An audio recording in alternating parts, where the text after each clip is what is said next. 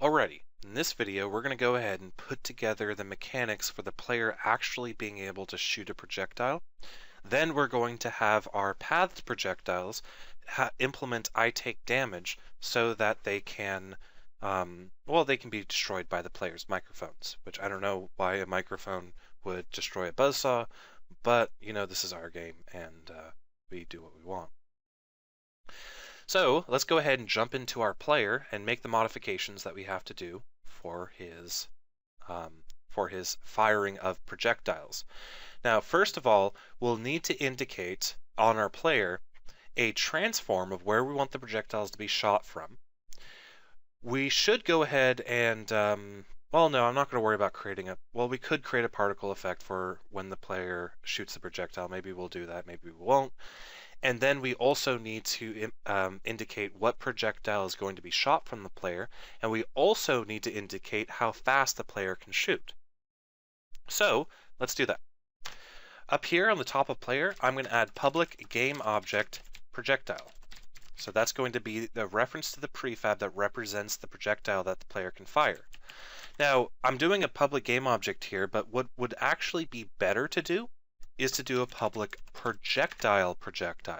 And this is an example of what I was talking about before, where we can have a public reference to a base type as long as that base type implements mono behavior, and then we'll only be able to place objects that have a component that inherits from that base type into this property or into this field. Next up, we need to do a public float fire rate. That's how many shots per second, or what's his cooldown after he fires.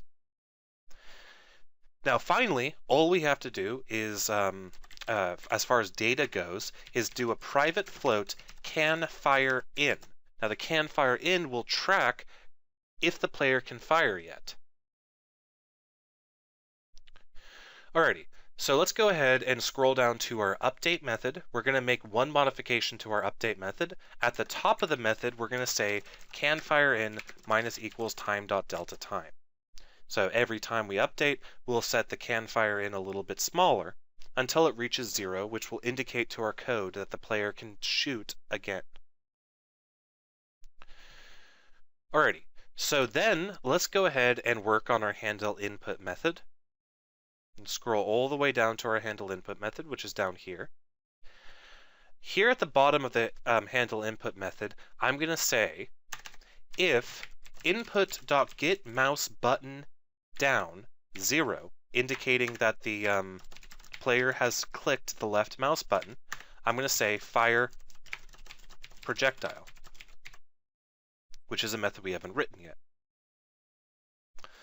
So underneath this method, I'm going to implement fire projectile. So I'm going to say private void fire projectile. And this method is simply going to be responsible for A, determining if we can fire a projectile, and then B, determining the direction that we should shoot the projectile in, and then C, instantiate the projectile, D, initialize it, and finally, last, we reset our can fire into our fire rate. So let's go ahead and do that. I'm going to say if can fire in is greater than 0, then return, because we can't fire anything at this point. Then let's determine our direction. I'm going to say var direction equals is facing right vector 2 dot right, otherwise negative vector 2 dot right. Then I'm going to instantiate the projectile. I'm going to say var projectile equals cast to projectile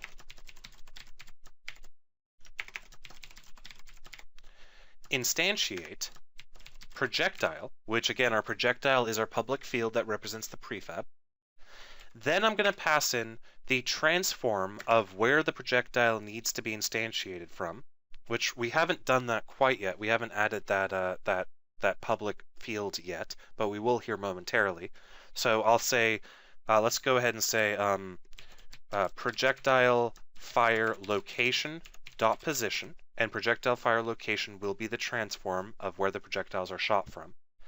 And then I'll say projectile fire location dot rotation for the rotation.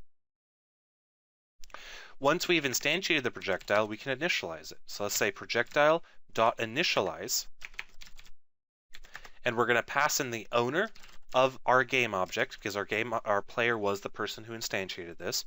We'll pass in our direction, and then we'll pass in the initial velocity of controller.velocity, indicating how fast the player is going. Then I'm going to reset our can_fire_in to fire rate. Okay, so the last thing that we need to do to implement this functionality for our player is write in our projectile fire location parameter, which again will be a public field on our player that tells the system where the projectiles are spawned from. For example, if we want the microphones to go out of his mouth, or do we want the projectiles to go out of his hands? So let's go ahead and scroll all the way back up to the top of the file. And I'm going to add a public transform. Then I'm going to remind myself what I called this. Projectile fire location. So we definitely need that transform in there, as well as our fire rate and our projectile. Okay, so that's actually all we need to do in order to implement projectiles firing from the player inside of code. So let's jump into Unity and put our projectiles together. So what does the player shoot again? I need to remind myself what it is the player shoots. The player shoots the microphones. Derp. So those are going to be these little microphone guys at the bottom right. The microphone of mass destruction, which I misspelled mass somehow. We'll go ahead and correct that mistake and hit apply. So yeah, we have the microphone of mass destruction. So let's come back into our scene view and drop in a microphone of mass destruction. So I'm going to come up here to textures, texture atlas main, locate my microphone, and then dump it in there. I'm going to move this onto my player, and then I'm going to scale it up a little bit, because I think it should be scaled a little bit bigger than that, don't you think? Yeah, a little bit bigger than that. Like that? I think that looks good. Maybe just a hair bigger. We can overdo it. Okay. Well, it is a microphone of mass destruction after all. Yeah. Okay. Yeah, I like that. All right, sweet. So that's our microphone. Let's go ahead and move it off to the side so that we can work on it, and then we'll turn it into a prefab. So what do we need to do to turn this into a projectile? Well, we need to type in, or we simply need to add a component, simple projectile. Now we need to set its speed. What is the speed going to be? Let's set its speed to 15, and then we can modify that later if we want to. Let's set the damage that the microphone gives to 10. For the destroyed effect, we can go down here to prefabs, effects. Let's just do a small red burst for the destroyed effect. Or no, let's do a small blue burst. So I'm going to drag out here this small red burst onto our scene view. I'm going to come up here to game object and say break prefab instance. And then I'm going to rename it to small blue burst instead of small red burst. And then I'm going to scroll down to my color over lifetime. Click on this, change it from this reddish color to a bluish color, and then change the right value from a reddish color to another bluish color. Close out of that, hit simulate, and I think that looks good, and I think it goes well with the microphone itself. We might want to make it a little bit bigger though, so maybe set its start size to 2. There we go. I think that looks good. So let's go ahead and prefabify it. So I'm going to click and drag from the hierarchy all the way into my effects folder and drop it in there. And then I'm going to delete the object out of my scene view because again, I just brought it into my scene view to create it, to turn it into a prefab. Then I'm going to scroll all the way back down to our microphone of mass destruction and bring our blue burst, click and drag it onto our destroyed effect. So we now have our small blue burst as our destroyed effect. For our points to give to player, we will leave that at 0. The player won't receive any points for the microphone being destroyed. Its time to live, let's just give it 10 seconds. So a projectile can last for 10 seconds before it gets destroyed. Now we have our collision mask to deal with. So we haven't really talked about how we were going to do this, but what we want is we want to have all of our platforms be put onto our collision mask.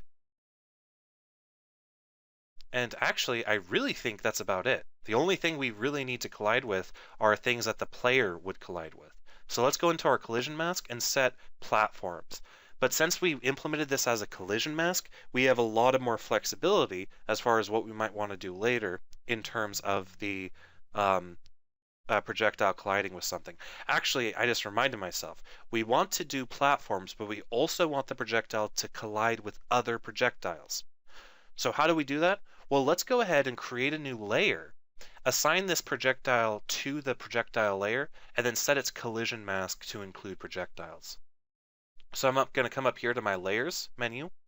I'm going to hit edit layers. I'm going to see my layers right here, make sure my layers is open and not my sorting layers. And then on user layer 10, I'm going to create projectiles and hit enter. Now that I have that, I need to do two more things to my microphone of mass destruction.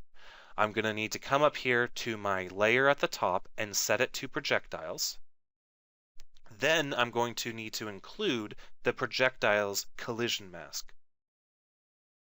So now our projectiles will collide with platforms and other projectiles. Finally, the last thing I need to do is actually add a collider to my projectile so that it knows when it's colliding with something. So I'm going to say add component, and I'm going to add a box collider 2D to it, not normal box collider, just a box collider 2D. I'm going to set is_trigger equals true.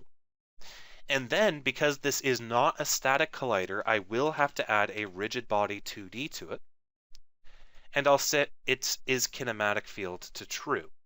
So this will allow Unity to properly simulate the collision detection of this object, because it requires a little bit of more calculations to simulate this object's collision because it's moving, and it's actually moving fairly quickly. So I definitely want to add a kinematic rigid body to it. Okay, so that is our microphone of mass destruction. Let's go ahead and prefabify it into our projectiles folder. So I'm going to click and drag over here into our projectiles folder and drop it. And then I'm going to delete this object out of our hierarchy because we don't want it to appear in our hierarchy anymore. We simply want to have it as a prefab. So I'm going to delete it. Now what I need to do is I need to come in here to my player, and I need to, first of all, I need to add where I want the projectiles to shoot from. So I want to add a new empty game object that represents a transform, and then I want to have that game object be parented to player. So I'm going to go up to game object, create empty. I'm going to call this, let's just call this projectile spawn. And then I'm going to click and drag this game object called projectile spawn all the way up so that that's in player. Now what I can do is I can place this where I want the projectiles to spawn from. In this case, let's have it spawn from his hand. In fact, since we're going to be animating his hand in the future, we can actually go ahead and, that's his right hand. We can actually parent or child the projectile spawn to his right hand so that it'll always move with the right hand, which is really cool because when we animate his right hand, the projectiles will always shoot from his right hand no matter where his right hand is. Now we need to go into our player and we need to set our projectile fire location, our fire rate, and our projectile. Now our projectile fire location is going to be our projectile spawn, so I'm going to click and drag that onto that transform. The projectile will be the microphone of mass destruction, which we'll click and drag onto our projectile. And that should be all we need to do. So now we just have to hit apply so that those changes are going to be applied to all instances of the player, either current or future. All right, so now that we have that all done, let's go ahead and test this out. I'm going to hit play, and watch what happens. I can now fire really, really, really, really fast. Whoa. That's awesome. Okay, so we'll notice a couple things. First of all, we have a mistake in the the movement of our projectiles. Notice when I move, I start shooting them really, really fast. We also have a mistake with our projectiles rotation or scaling. Notice how when we shoot out our projectiles, they're backwards if we're shooting from left to right as opposed to right to left. And you'll notice that we forgot to set our fire rate, so I can just sit here and shoot out projectiles as much as I want, and none of that's constrained. So let's go ahead and fix the obvious ones. I'll first fix the one with the players being able to shoot as many as he wants. So we'll hit stop. We will go into the player script. We'll change the fire rate to, let's say, 0.5. Let's see if that works for us. Yeah, I think that works all right.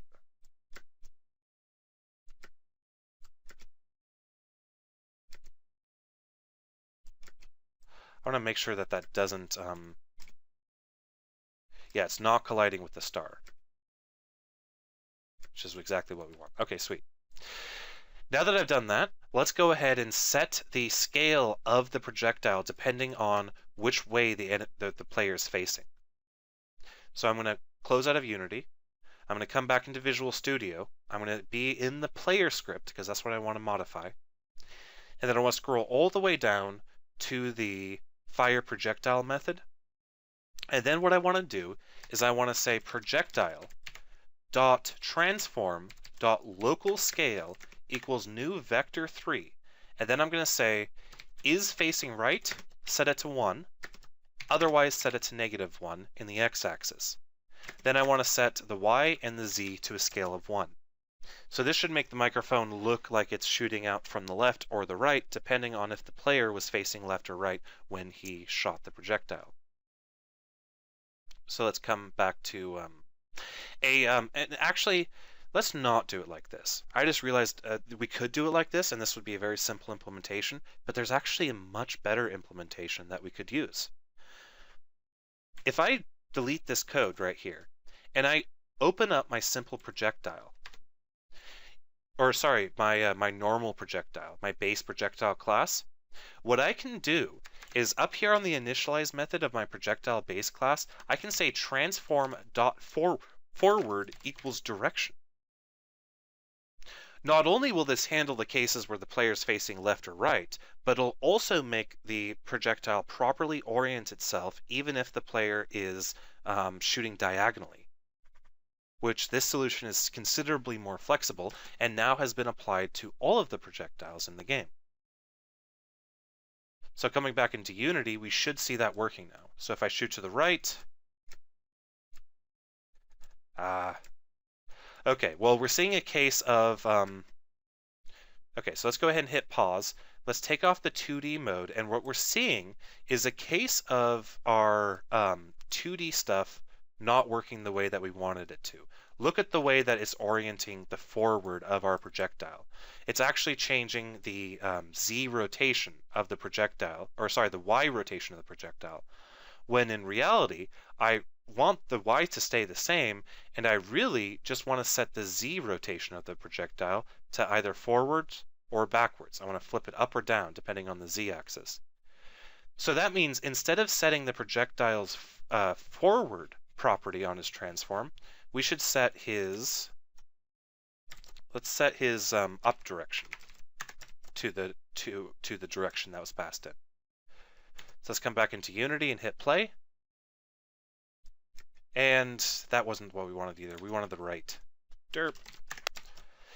Anyway, at least we can now see the different things we can set the transform to. We can set its up, right, or forward, which is really cool. So setting its right will indeed set the rotation properly. So now as you see, I'm shooting to the left, it'll shoot to the left. If I'm shooting to the right, it'll shoot to the right. Okay, so now we're also running into a case where our velocity is causing an issue. So let's go ahead and fix that real fast. To fix that, all we gotta do is jump back into Visual Studio, locate our simple projectile script, and I'm gonna modify the way in which we translate. See, right now what we're doing, I kind of messed up here.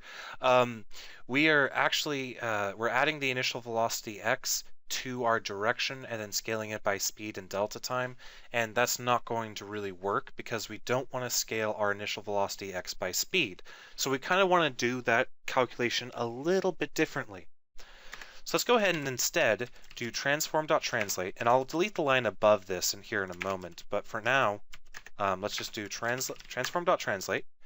We're going to pass in direction times, and then 2 bits of parentheses. We'll do mathf dot absolute value of initial velocity dot x plus speed times time dot delta time. And most importantly, we want to translate in space.world. And we want to do that because we're changing the transform, we're changing the rotation of our object in our base projectile script. And what we're expressing here is how to do the translation in absolute terms rather than terms that are relative to the orientation of the object that we're translating. So let's go ahead and remove that first line now that we have the correct line. Come back into Unity, hit play, and we see that we do indeed get proper projectile spawning.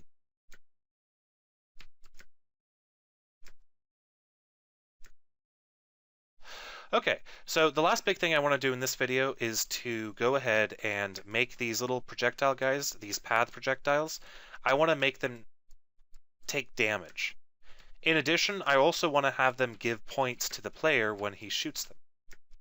So let's go ahead and close out of this. Come back into Visual Studio. And I'm going to locate my path to projectile script. And in order for him to be blown up by the projectile that we have, what I need to do is I need to have this implement I take damage, which will require us to implement the take damage method. Then what I'm going to do is I'm going to say basically just if destroy effect does not equal null, instantiate destroy effect transform.position, transform.rotation, and then I want to destroy our game object. So this will just destroy our game object. Then I want to award points to the player if the object that we hit is the player. But remember, the object that we're going to receive is actually the projectile, not the player. So we have to say var projectile equals instigator get component projectile. If projectile equals null, or sorry, if projectile does not equal null, and projectile.owner.getComponentPlayer does not equal null, and points to give player does not equal 0, then we want to say game manager instance add points, points to give player, and then we also want to say floating text dot show plus, or sorry, string dot format plus placeholder plus placeholder explanation point, passing in our points to give player as our parameter for that string format, passing in a style of, let's do that, let's just use point star again. So let's say point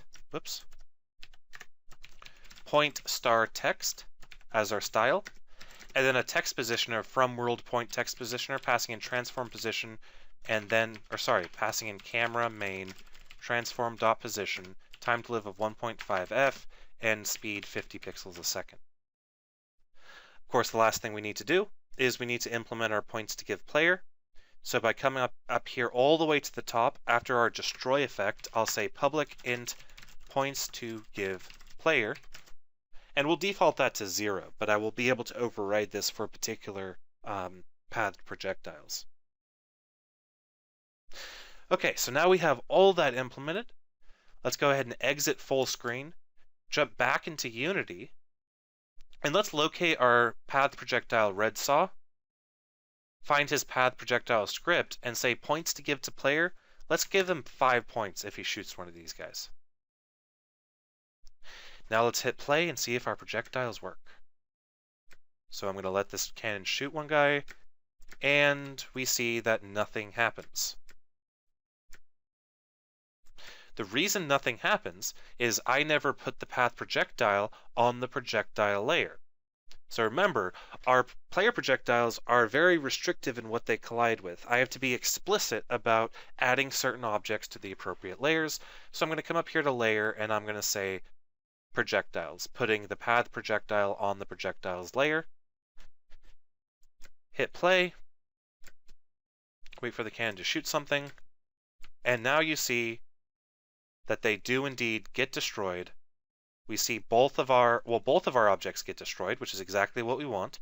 And we also see that we get awarded 5 points every time we kill one of these projectiles. And I think that's really cool.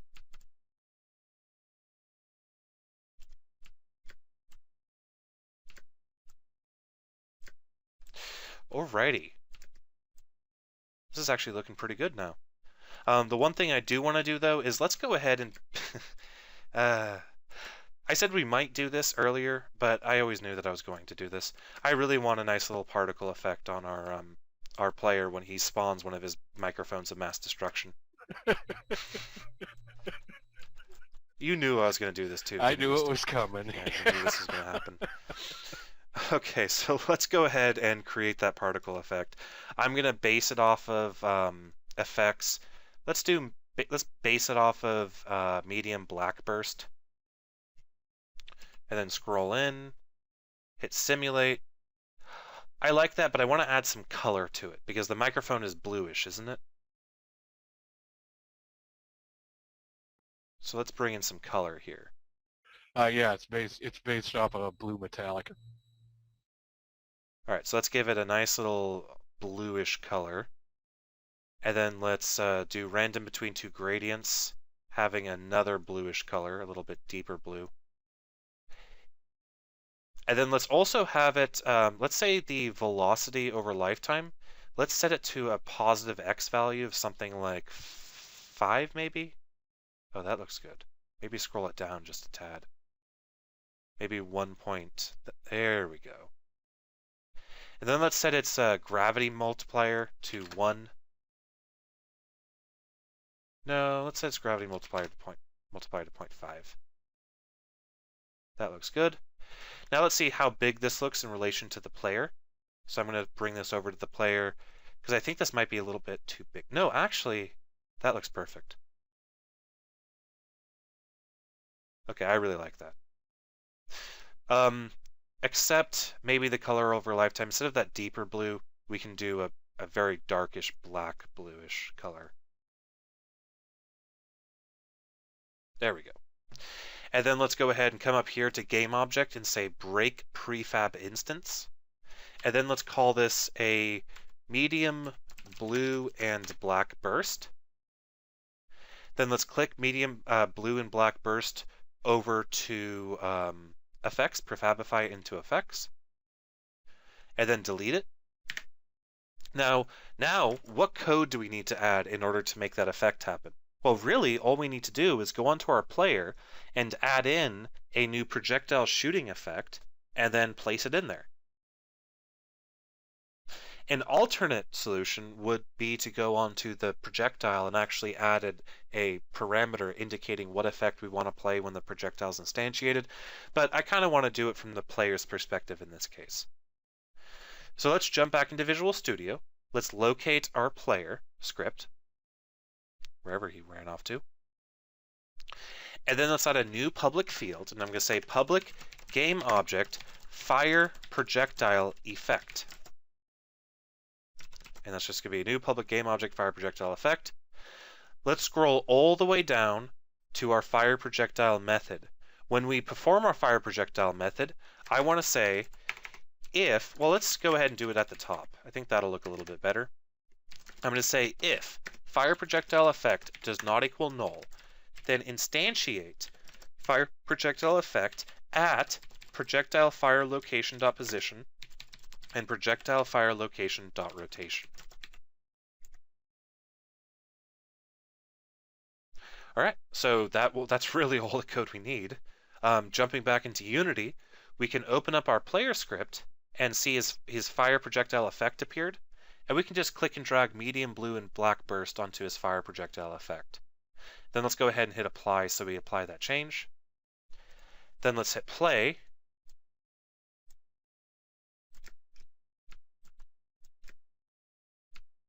There's one thing I don't like about this, and that is we still have this effect being, I believe, well, it doesn't follow the player. I don't know if that's a good thing or a bad thing. I guess it really depends on what you're going for. I think it would be better if it follows the player, so maybe we can show you guys an example of how we would go about doing that. The simplest way would just to be to make the to come back into Visual Studio, and instead of just it's straight up instantiating it and not doing anything afterwards, I'm going to add some more code, and to add some more code, obviously I have to make blocks here.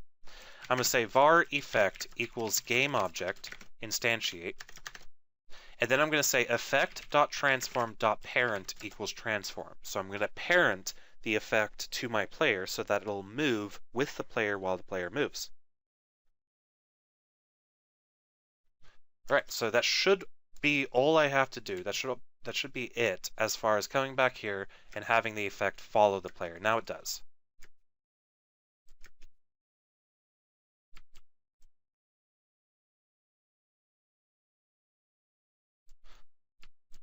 I guess the effect could probably be a little bit better, but I'm not going to mess around with it anymore. I think this just demonstrating that we can have the effect there. Obviously, people can go in and modify that effect to be whatever they want. All right.